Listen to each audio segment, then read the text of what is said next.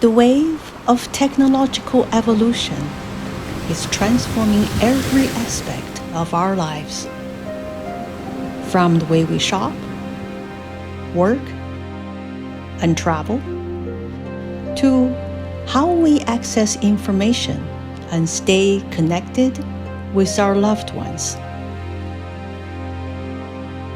The younger generations are often seen as the driving force behind the tech innovations, dominating workforce, attracting investments, and pushing the boundaries of our imagination. Yet, another major trend is quietly accelerating.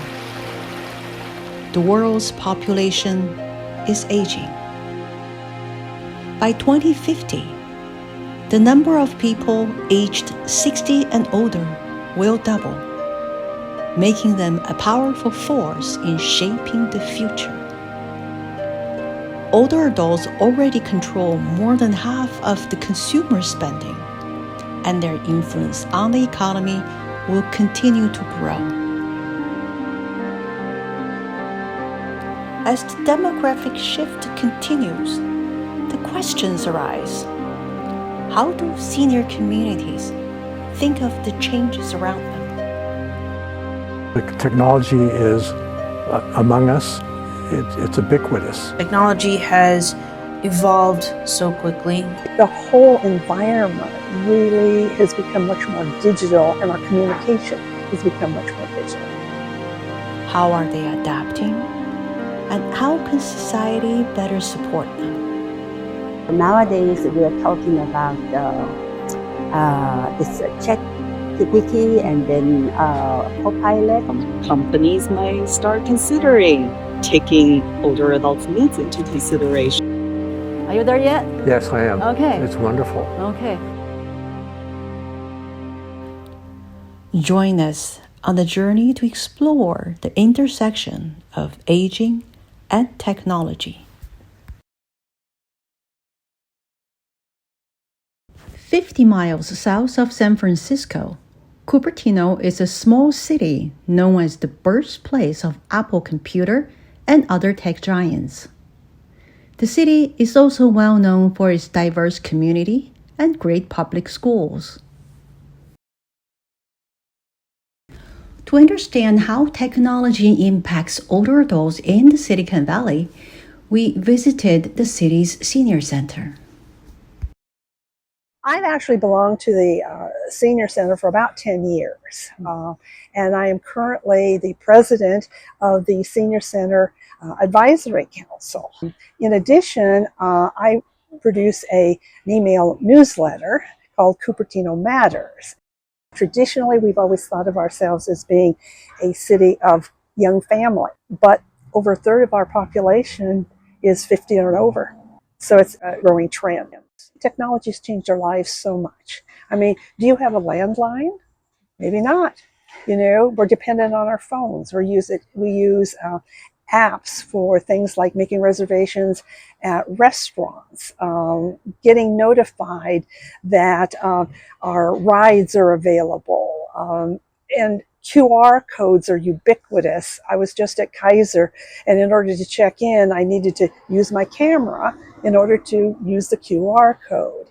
So seniors need to stay up with the technology in order to really function in today's world. And also, you know, how do you communicate with your children and grandchildren? They use text, they use Facebook, they use multiple means of communication. And you can't say, well, I'm going to use my landline to talk with them. The whole environment really has become much more digital, and our communication has become much more digital. It's really something that all of our seniors need to be engaged with. And that's where the talking with one another, particularly senior to senior, makes a big difference, because we learn from each other. Inside the Senior Center, we joined a popular class, Let's Talk Technology, and invited the teacher for a chat. I worked for 23 years at Amdahl Corporation in engineering and IT. So essentially I have 40 years of experience with information technology. After retiring, I wanted to validate that I could protect myself in the ever-changing world of cybersecurity. And so I collected some data and created a presentation and brought it to the Cupertino Senior Center. And I've taught that class. And then I teach a Let's Talk Technology class where people bring in their PCs or iPhones and wondering how to use this device. And so we do some training in that class as well. And I have a few other classes like 3D printing and my biscotti class I enjoy, and a photo offloading class talking about how to manage space on your iPhone. So quite busy with my classes. Technology is among us. Look at what's happened with the phone. Everybody has a phone, a mobile phone. You do internet on the phone. It's ubiquitous, and I think businesses have already moved to leveraging those technologies for efficiencies. Like even going to the bank. Banks are closing because people don't use banks very much anymore, and so we have to embrace it, be cognizant of the risk, and figure out a way you can get your life in order to live properly in this changing world. I don't think there's really any choice. Obviously, with the technology changes and the risk from a cybersecurity perspective, seniors are being impacted daily financially with scams. I have personal family experience of folks losing a lot of money from a scam that they believed, and so training or just a knowledge of the technologies that are out there you can utilize to protect yourself is so very important for seniors. It's true that people can put any face and any voice on and can't believe everything you see. I heard that you were teaching a new class, ChatGPT. Yes. ChatGPT is a technology where you can ask it a question by typing or by voice, and it actually goes out on the internet. It has collected information from all over the internet, and I call it like a Google on steroids. I'm going to take a trip to Las Vegas, or let me say Lake Tahoe, and for a week in the summer. Give me an itinerary. And it takes about 30 seconds, and it'll give you a whole list. Here's what you do this day and this day and this day. You can kind of choose what you like, and it's like a complete answer to my question rather than me having to go find out. Other things it can do, it can write poetry, kind of amazing. A friend of mine had a birthday at 88 years old, and my sister asked me, can we write a poem for Nadine? ChatGPT wrote me a wonderful poem. She loved it. We've now posted it on her wall so you can see it all the time. We said, please write a poem about growing old in Chinese. And it did. And the Chinese people in the class came, oh yeah, I know that poem. So ChatGPT found it and can write in Chinese, so it's multiple languages. And just, you can ask it like anything. So it's very, very useful, and people were so excited about it. Is it accurate, the answers? Thank you. That's a very, very good point. ChatGPT has a little problem in that it sometimes will make stuff up. It's got a lot of power, a lot of value, but you have to be careful. Right. What do our members say about your ChatGPT work sessions? Are they starting to use the tool? Yes, it was very interesting. On my last Tech Talk class, I didn't have time to talk to one person. We talked about ChatGPT, and the question that he had brought in, he asked ChatGPT directly because I couldn't talk with him. And at the end, he said, I got my answer already. How do you connect with, like, say, your grandkids? Yeah, so there's a FaceTime, which is a nice Apple application where a friend of mine, they have a FaceTime meeting with the whole family every Sunday, and that's very useful. Everybody really enjoys that, and you keep that connectivity, and you can see their face, and you can hear their voice, and that kind of technology is very, very useful for seniors. There's things like TikTok. It's a whole different kind of society there. You get people that create videos of themselves, and they get paid on the number of clicks that someone. On the senior side that I am, I don't see that as any useful at all. But from a teenager perspective, that seems to be the thing. Majority of Americans choose to age at home. Smart home technologies, tailored for seniors' needs, allows them to manage housework through apps and voice commands, improve comfort, independence, and safety. So I think there's a number of technologies that can be used to help at home. Things like doorbell cameras, so you know who's coming, or alerts from cameras to say there was some person walking by the house, or whatever. So those kind of things are very useful. Also things like just tools like Roomba. People with dogs, and they lose their hair. Really, that's a time saver. As seniors' physical ability decline, and amid labor shortages, wearable health devices can help improve life quality, monitor conditions, and prevent injuries. There's quite interesting developments in that arena. Hearing is one very important one. I have a friend who lost 100% hearing in one ear and 90% in the other, had tried hearing aids for many years that no longer worked. And so there's a technology that you can use that will circumvent the ear and essentially connect directly into the brain. It's amazing, actually, that the brain is smart enough to understand this new path for the sound and the electronic impulses for that sound, and then relearn how to hear. And it's a life-changing for this person. Watch is an interesting example. I had one person coming in, they bought a watch specifically for fall detection so that their family can know if they fall. If you fall, it asks you, it looks like you fell, do you want me to call 911? And then if you don't answer, it will call 911 for you. And so you can also contact your family to let them know that you fell. And so that's very important. There was a local neighbor that fell and they weren't found for 2 days. So having fall detection is so important. What about those household robots in the fictions and movies?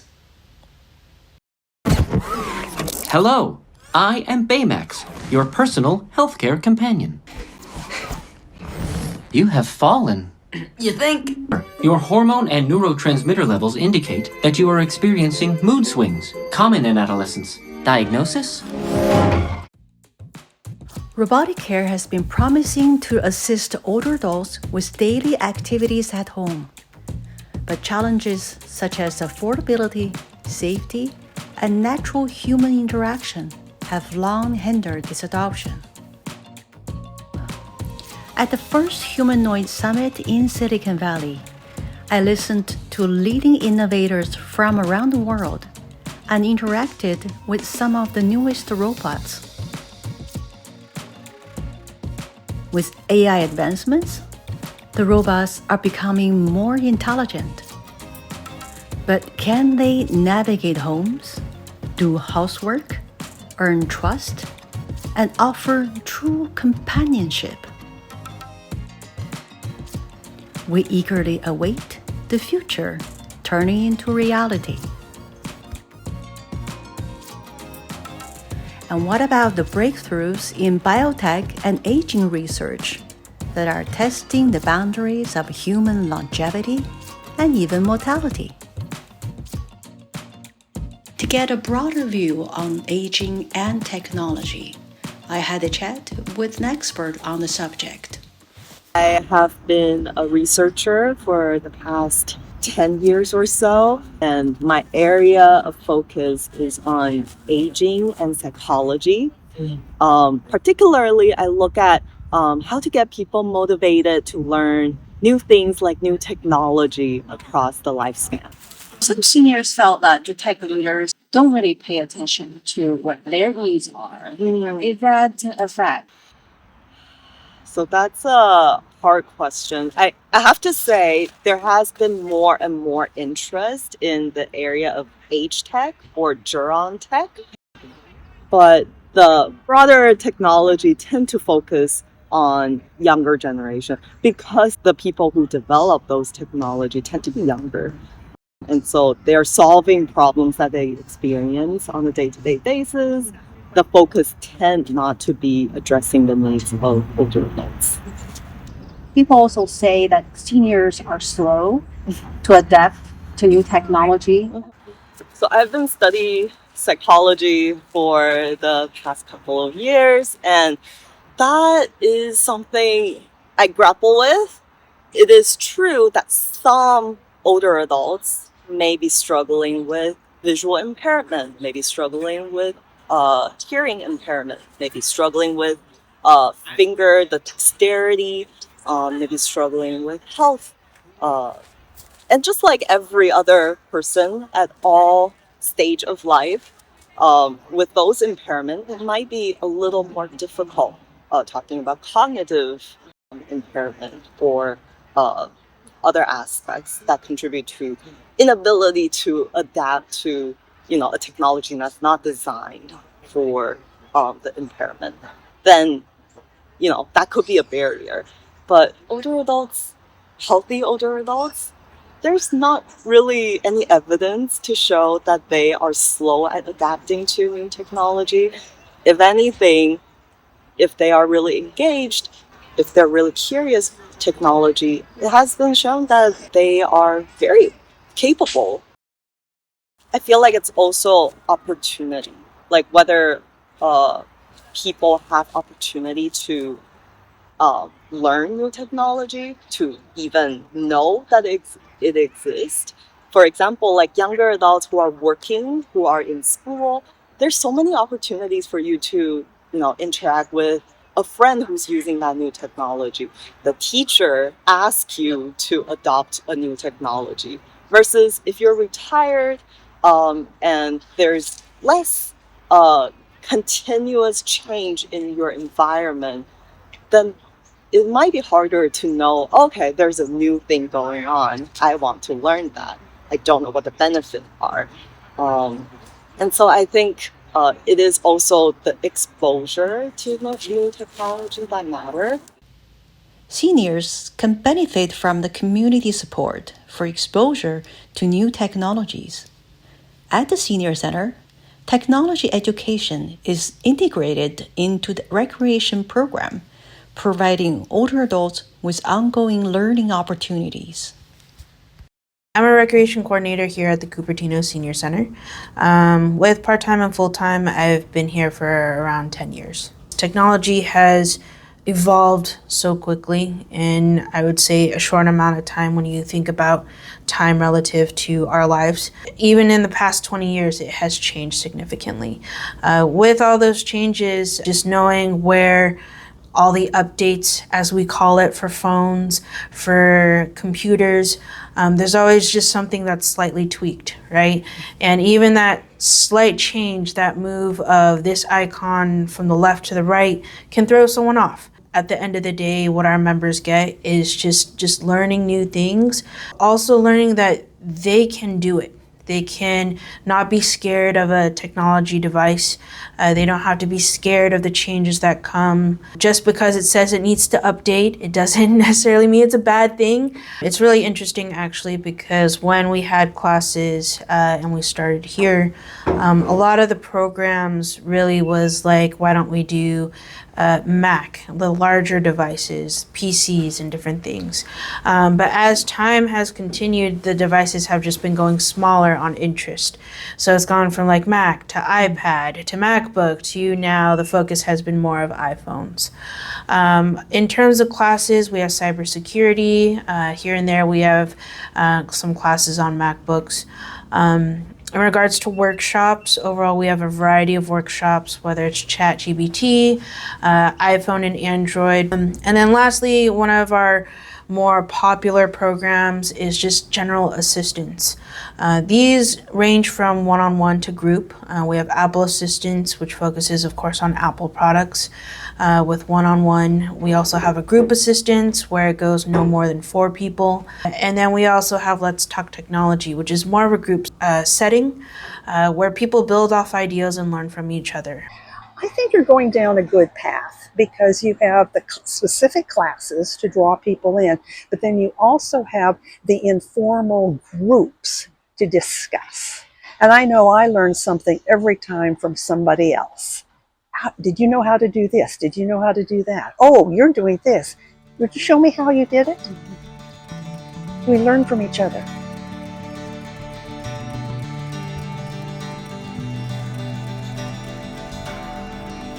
As the world undergoes rapid changes, how do we create a future where we can benefit from technology advancements at all stages of our lives?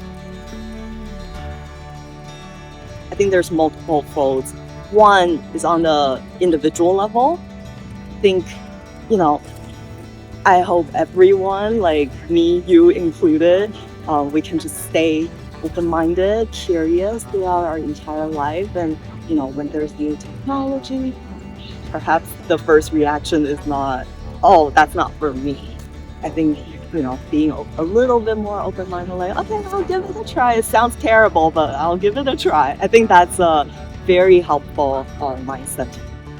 Yeah, you can't say, I'm not going to do that, because you cut yourself off from the change that's happening. And it's important. Technology is, I think, every time I come is different things, new things happening. So nowadays we're talking about this ChatGPT and then Copilot, everything which I wouldn't know too much idea about it. But when I come here, when I learn it, and then I practice on my phone, and then sometimes I can use that whatever I do at home or to my friend, and then I feel good about it. And then my children think, gee, Mom, it's good. And then there are other levels. So for example, there's the corporate level. Companies might start considering taking older adults' needs into consideration, making technology that actually appeal to older adults. There's many opportunities that the industry can do. So for example, I'm working in user experience research. So what the goal is, when engineers or when designers are making a new product, they want to make sure it's what users enjoy, and so they run studies to see if users can easily maneuver in the new design. However, because it's all really fast paced, like you need to get the study done within like 2 weeks, 3 weeks, then the reach of the population will be limited. Sometimes people do studies within their company, so it's all younger adults participating in the study. Sometimes people do external studies, but still they're recruiting people who are easier to reach. If we really want the industry to focus more on older adults, I think user experience research focusing on diverse sample would be really, really helpful, because it's only when the users try the product, give you the feedback, that's when you know you got a good product that can be used by people of all ages. There has been a lot of startups that's focusing specific to age tech, but I think the broad technology, so for example, like Google, Meta, like the big companies, should also take into consideration of a population that's very interested in new technology. Right. I don't think it's very specific to let's develop technology for older adults only. The approach that we should take is to make sure technology for the broader population also take into consideration of people with specific needs. I think that's probably the direction to go. Then everyone will feel included.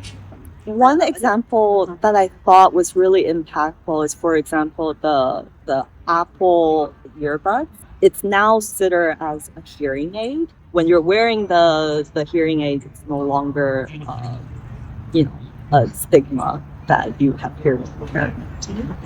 There's societal level, so can government offer a little more incentive for corporate companies to develop things that's in line with what older adults need? And then also, can the government, can society make information more accessible to older adults?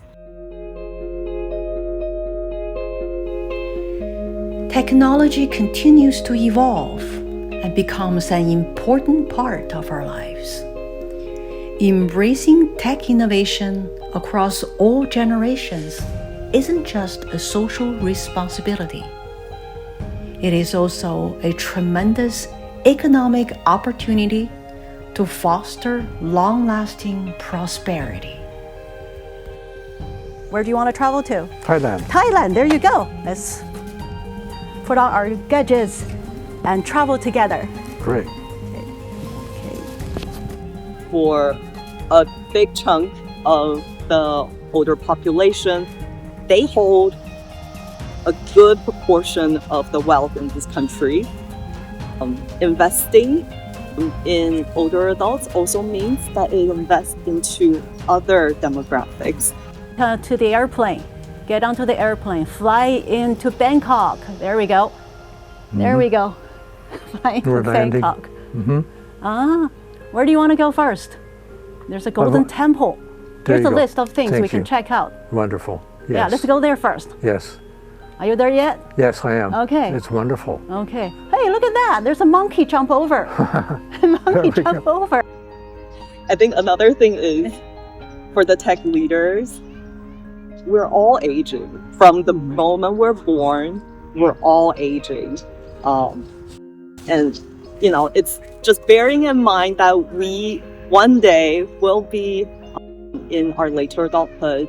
We probably still want to participate. We probably still want to use all sorts of technology. It's just situations, circumstances change, and it becomes a little harder. So if we can only bear that in mind when we're developing products in the future, I think that's great. It will move in a great direction.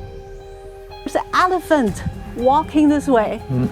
Right in the middle of the road. Right in the middle of the road. Do you want to jump onto it? You want to take an elephant ride? Yeah? No, thank you. No, thank you. Okay. Oh, let's go to the temples. Yes. temple. Oh, beautiful. Oh, here's some